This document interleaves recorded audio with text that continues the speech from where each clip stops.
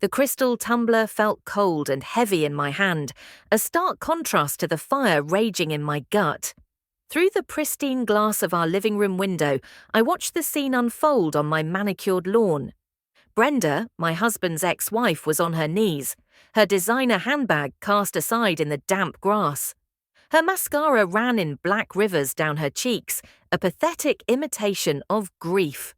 She was clutching at Mark's trousers, her voice a desperate, screeching plea that cut through the quiet evening air. "Please, Mark, I was wrong. I miss you. The kids miss you. Come home. Come back to us." Beside her, my mother-in-law, Eleanor, nodded in solemn agreement, her hand on Brenda's shoulder in a show of solidarity that had been denied to me for 10 long years. Mark stood frozen, a statue of confusion and pity, his gaze flickering from the snivelling woman at his feet to me, standing silently by the window. He was waiting for me to scream, to cry, to make a scene. He expected a fight. He didn't know me at all, not really. She didn't realize that this pathetic display of desperation, this final groveling plea, was the very thing that would arm me with the perfect weapon to end this war for good. For a decade, she had been the ghost in my marriage, the golden standard I could never meet, the sainted mother my in-laws worshipped. She had used her children as a shield, her alimony as a sword, and my husband's guilt as her castle. Tonight, she thought she was playing her final, winning card, appealing to the memory of a family she herself had destroyed. But now, seeing her there, stripped of her pride and power, begging to return to a man whose life she had nearly ruined, I felt nothing but a cold, clear calm. Everything had led to this single moment. All the pain, all the tears, all the years of being made to feel small and worthless were about to be redeemed. You might be wondering why my one-sentence reply had the power to silence her forever. To understand that, you have to understand the decade of torment she and her enablers put us through. It all began 10 years ago. I met Mark when he was a shell of a man, hollowed out by a divorce that had taken everything from him. He was renting a small, dark apartment above a laundromat, the constant hum of the machines a soundtrack to his new solitary life. He had a kindness in his eyes that hadn't yet been extinguished, but it was overshadowed by a deep, profound exhaustion. He told me about his ex-wife, Brenda, not with anger, but with a kind of bewildered awe, like a man describing a beautiful, deadly storm he had barely survived. In the stories his family told, she was a goddess. The daughter of a respected local businessman, she was charismatic, exquisitely dressed, and socially brilliant. Marrying her had been the pinnacle of Mark's life, a move that elevated his entire family. My mother-in-law, Eleanor, spoke of Brenda with a reverence usually reserved for royalty. To her, Brenda wasn't just a former daughter-in-law, she was a testament to what her son could have been, and what he had foolishly thrown away. The reality, Mark explained, was a gilded cage. Brenda's affection was a currency she traded for luxury goods. Her love was conditional on the brand of car he drove, the size of the diamond she wore, and the exoticism of their vacation destinations. She bled him dry emotionally and financially, her demands escalating with each passing year. Any attempt to introduce reason was met with accusations that he was lazy, unambitious, and trying to sabotage her happiness. The divorce was his desperate act of self-preservation. He gave her the sprawling 4-bedroom house, the newer of their 2 cars, and an alimony agreement so punitive it guaranteed he would live on the edge of poverty for the foreseeable future. He didn't fight it, he just wanted to be free. When he brought me home to meet his family, I could feel their disappointment settle over the room like a physical weight. I was a quiet woman who worked as a financial analyst. I found joy in spreadsheets and long walks, not in country club luncheons. To them, I was beige, a bland and unremarkable substitute for Brenda's vibrant crimson. Eleanor would look straight through me while talking to Mark, reminiscing about the past. "Remember the charity gala Brenda organised?" She raised over $100,000 in one night. Such a star! My sister-in-law, Chloe, was even more blunt. At our very first meeting, she looked me up and down and said with a dismissive laugh, "Well, you're certainly different from Brenda." It wasn't a compliment. I wasn't just the new girlfriend, I was the living embodiment of Mark's failure, and they were never, ever going to let me forget it. Our wedding was a modest ceremony at the city courthouse with 2 witnesses. It was all we could afford. Mark's family came, dressed as if for a funeral. Eleanor wore a somber navy dress and didn't smile in a single photograph. During the simple lunch that followed, Chloe made sure to reminisce loudly about Mark and Brenda's wedding, a lavish affair with an ice sculpture and a string quartet. "It was the society event of the year," she sighed, looking at me with undisguised pity. The message was clear. This union was a pathetic postscript to a much grander story. After we were married, the intrusions became a part of our daily routine. Brenda's name was a constant presence in our home. She would call Mark's phone relentlessly, always using their 2 sons as the perfect excuse. "Jason forgot his soccer cleats. You have to bring them to the school right now," she'd demand. Or, "Michael seems sad, Mark. He needs to hear his father's voice." These weren't the calls of a concerned co-parent. They were calculated assertions of her permanent place in his life, designed to remind me that I was merely a guest in a history she had written. The weekly dinners at my in-laws' house were even worse. They were masterclasses in passive aggression. My presence was the unspoken cause of every problem. Mark's financial struggles weren't due to the crippling alimony payments, but because he had to support a second family. His exhaustion wasn't from working 60-hour weeks, but because I didn't create a restful home environment. But the main topic of conversation was always the greatness of Brenda. Eleanor kept a large, framed photo of Mark and Brenda on their wedding day on the living room mantel. Our wedding photo was nowhere in sight. "I ran into Brenda's mother at the market," Eleanor would announce to the table. "She said Brenda is chairing another charity auction. The woman is just tireless." Their cruelest tradition was inviting Brenda to major family holidays. "We have to, for the children's sake," Eleanor would say, the words a shield against any objection. Brenda would sweep in, radiant and confident, air-kissing everyone while completely ignoring my existence. She'd bring up old inside jokes with Mark, reminisce about past family vacations, and position herself as the true matriarch of the family she had abandoned. I was expected to help in the kitchen, to clear the plates, to be a smiling, silent servant in my own life. Mark, caught between his loyalty to his family and his love for me, would be paralyzed with anxiety, shooting me desperate, pleading looks to just get through it. He didn't understand that I wasn't just getting through it. I was being systematically erased. The financial pressure was a slow, constant strangulation. Brenda's lawyer had been ruthless, securing a settlement that was designed not just to support her and the children, but to punish Mark for leaving. After alimony and child support were deducted, Mark was left with less than half of his salary. He took a second job delivering packages on weekends, leaving before sunrise and returning late at night, his face etched with a permanent exhaustion. We lived in that cramped apartment for 4 years, carefully budgeting every dollar. A night out was a shared burger at a cheap diner. A vacation was a distant, impossible fantasy.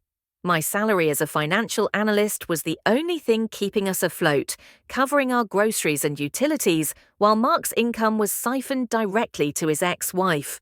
I managed our money with military precision, but there was never enough to get ahead, only enough to get by. Meanwhile, Brenda lived like a queen in the castle Mark had been forced to abdicate. She stayed in the sprawling family home, drove a luxury SUV that was replaced every 3 years as stipulated in the divorce decree, and her social media was a curated gallery of her fabulous life. There were pictures of her at spas, at wineries with friends, and on tropical beaches. The captions always read something like, "Making memories for my boys," or "They deserve the best." In reality, her profligate spending was for her benefit alone.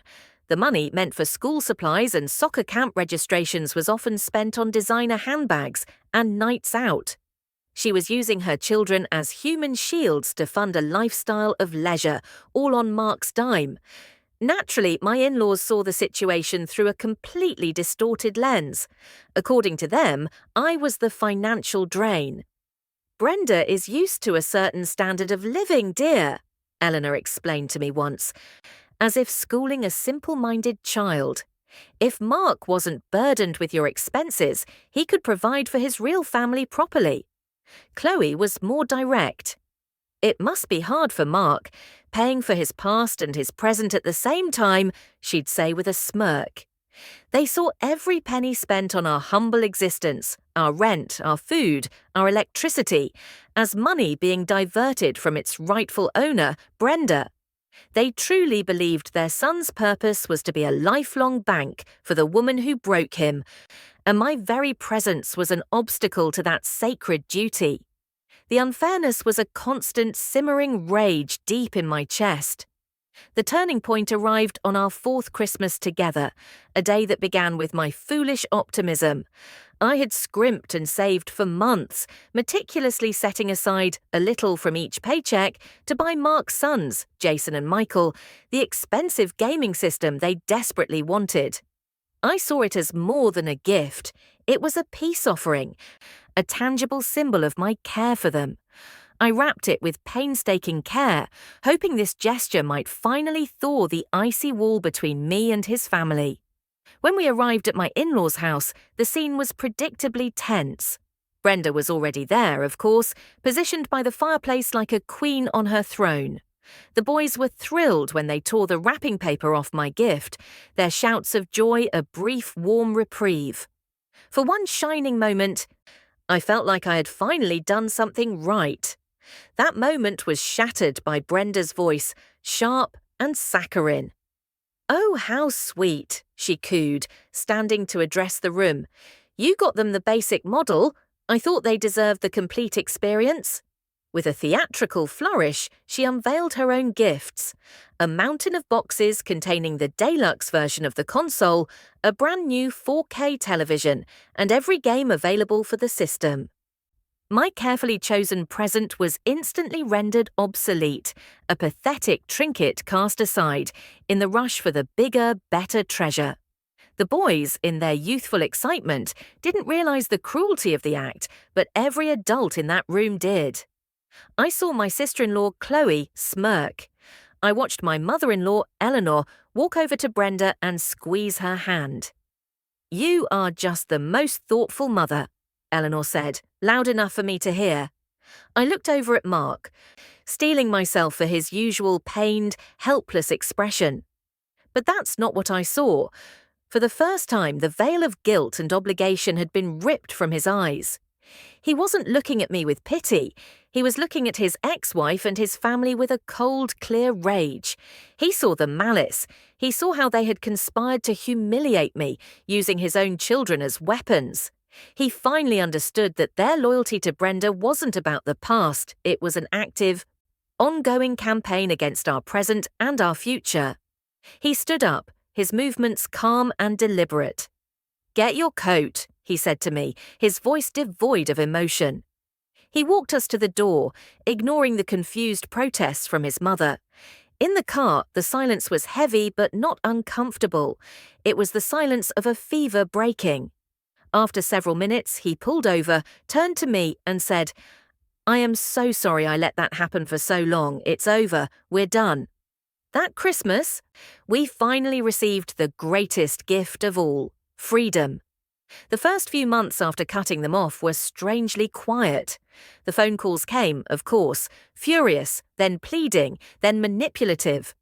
Eleanor and Chloe took turns trying to break Mark down, but something in him had fundamentally changed. The guilt was gone, replaced by a protective resolve. "Our decision is final, Mum. We will not discuss it again," he'd say calmly, and then he would hang up. He stopped Jade, justifying, arguing, defending, or explaining. He simply drew a boundary of stone and stood behind it with me. With the constant emotional drain plugged, our lives began to open up. The energy we had once spent dreading family events and managing psychological attacks was now ours to command. For the first time, we had the mental space to think beyond mere survival. It was in this newfound quiet that my idea took root. In my work as a financial analyst, I'd identified a gap in the market: freelance artists, writers, and designers. They were incredibly talented creators, but most were overwhelmed by the financial side of self-employment, taxes, invoicing, and planning for the future. They needed a specialist. Armed with a decade of professional experience and a surge of ambition, I spent 3 months drafting a comprehensive business plan for a consultancy firm tailored specifically to them. I presented it to Mark one evening, my hands shaking. It was a huge risk. He read the entire 60-page document in silence. When he finished, he looked up at me, his eyes shining.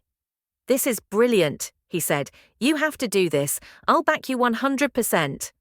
I quit my job the next month and launched Artisan Financials from a corner of our small living room. The beginning was grueling. I worked around the clock, networking, building my website, and taking on my first few clients for a reduced fee just to build a portfolio. Mark was my rock. He'd come home from his own long day and make dinner, review my marketing copy, and tell me he believed in me, even when my own belief wavered. It was his steady faith that kept me going. Then, slowly, it began to work. A glowing testimonial from a graphic designer I'd helped save from an IRS audit led to a flood of referrals. Within 18 months, I was earning more than I had at my old corporate job. A year after that, Mark quit his accounting job to join me full-time as a partner. We moved into a beautiful house in a quiet neighborhood. We weren't just a couple anymore, we were a team, building an empire of our own making. While our life was on an upward trajectory, Brenda's was in a nosedive. We didn't seek out this information, but it came to us anyway, in bits and pieces from Mark's sons during their weekend stays. As Jason and Michael grew from boys into perceptive teenagers, their descriptions of life with their mother shifted. The tales of exciting trips and new gadgets were replaced by a quiet anxiety. We learned that Brenda's alimony, which she had treated as an infinite resource, was running out faster than she'd planned. She had made a series of disastrously bad investments, trying to play the market like the wealthy men she admired, and had lost a substantial portion of her settlement. The constant stream of new clothes and electronics for the boys dried up. The house, her grand stage, began to show signs of neglect. The boys mentioned their mother was always stressed about money and increasingly irritable. Her social life, once the bedrock of her identity, began to crumble. Her fair-weather friends, who had flocked to her when she was the vibrant, wealthy wife of a successful man, grew tired of her negativity and her habit of conveniently forgetting her wallet at expensive restaurants. The charming confidence that had captivated everyone, including my in-laws, curdled into a bitter, resentful entitlement. We learned that a string of boyfriends had come and gone, none willing to bankroll her exorbitant lifestyle or put up with her demanding nature for long. Her kingdom, built on a foundation of Mark's money and guilt, was collapsing in on itself. The shockwaves of her downfall inevitably hit her biggest supporters, Eleanor and Chloe.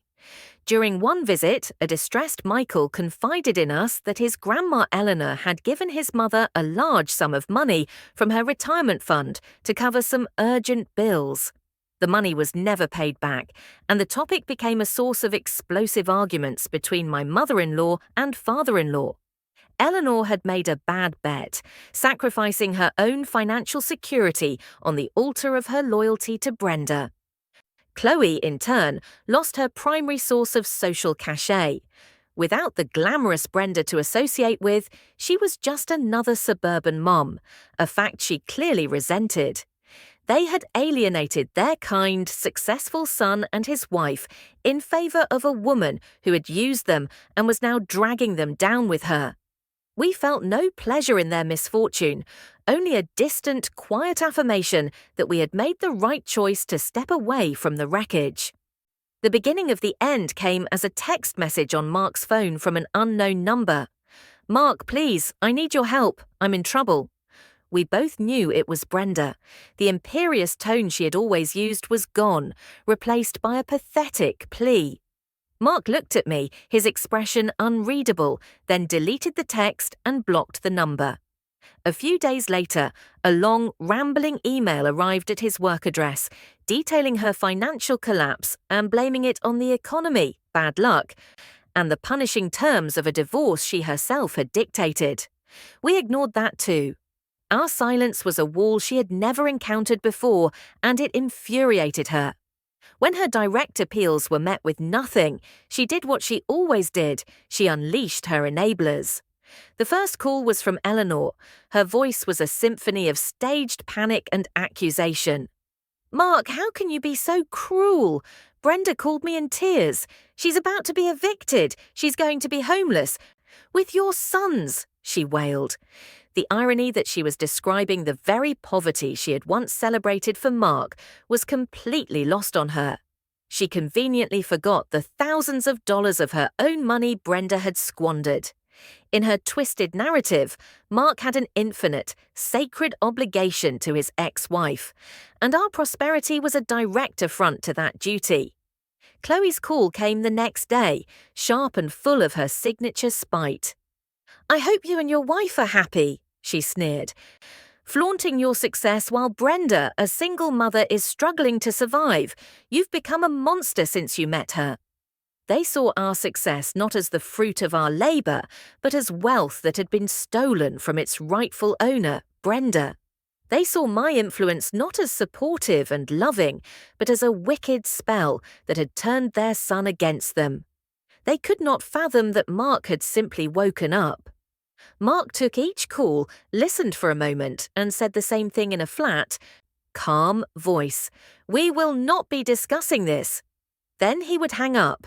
Their words, which had once been psychological daggers, were now just meaningless noise. We knew Brenda's desperation was growing. Her pawns had failed to breach our defenses. She had only one move left, a full frontal assault. So, when the doorbell rang 2 nights later and we looked through the peephole to see Brenda, flanked by Eleanor, collapsing onto our front porch, we knew the final scene had begun. Mark opened the front door and the curtain rose on their final desperate play. Brenda was barely recognizable, the once immaculate woman who wouldn't dare check the mail without perfect hair and makeup, was a disheveled wreck. It was a calculated costume of despair. She immediately launched into her monologue, collapsing to her knees on our hardwood floor and clutching at Mark's legs. Her voice was a practiced, desperate wail. "Mark, I'm so sorry. I was a horrible wife.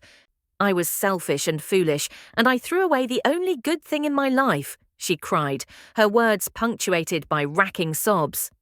"I see it all so clearly now. The big house, the money, it's all worthless without you. I'm nothing without you." She looked up, her mascara-smudged eyes locking onto his. "The boys miss you so much. They miss us. Please, Mark, leave her. Come home to your real family." It was a truly breathtaking performance, designed to appeal to every last shred of pity and history he might have left. My mother-in-law, Eleanor, played her supporting role perfectly, stepping forward to place a hand on Brenda's shaking shoulder.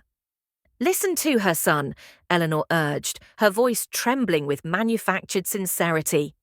"A man belongs with the mother of his children. Think of your boys. You have a chance to undo the biggest mistake of your life. You can put things right." They worked in tandem, a two-headed monster of emotional blackmail, weaving a narrative where Brenda was the prodigal wife and I was the temporary diversion that had run its course. They truly believed that after all these years, Mark was still theirs to command. Mark stood frozen, not by indecision, but by sheer shock at the spectacle. I could see the pity in his eyes, the residual empathy for the woman who was the mother of his sons.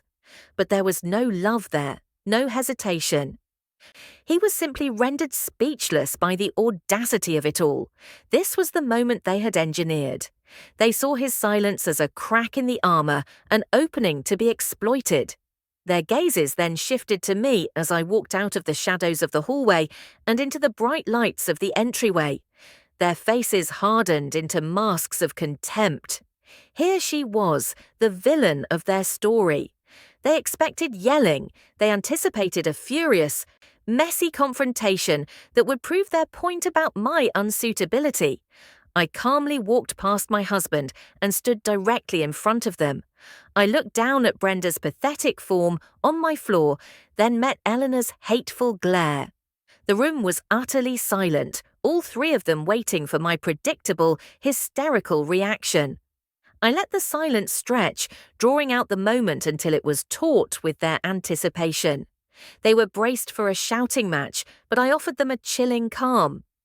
I looked down at Brenda, my voice even and clear, delivering the line I had held in reserve for years, a single polished truth that would dismantle her entire world.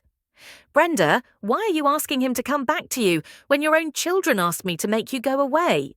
The words landed in the quiet room with the force of a physical blow. Brenda's carefully constructed performance shattered into a million pieces. The calculated sobs caught in her throat, replaced by a choked, horrified gasp. This was a truth she couldn't argue with, a betrayal she couldn't spin. Her sacred justification, the very children she was using as pawns in her desperate plea, had secretly allied with me, her sworn enemy. Her entire identity as the tragic, devoted mother evaporated in an instant. Eleanor froze beside her, her face a comical mask of disbelief. Her brain simply could not compute this information. It violated the very laws of the universe she had created, where Brenda was the hero and I was the villain. A profound understanding dawned on Mark's face. The last flicker of pity he held for her was extinguished, replaced by a cold, protective fury. He finally understood the hushed phone calls I'd had with his sons, the cryptic comments they'd made about being unhappy at home, the time a 15-year-old Jason had broken down, and confessed that his mother's constant rage and victimhood made him feel like he was drowning. He now saw the full scope of her toxicity. Mark moved to my side, placing a firm hand on my back, a silent, unshakable wall of support. He looked down at the two women who had tormented our lives. "Get up, Brenda," he commanded, his voice hard as steel. "It's over." He then fixed his gaze on his mother. "You chose her over me, over your grandchildren, over basic decency. You are not welcome in this house ever again.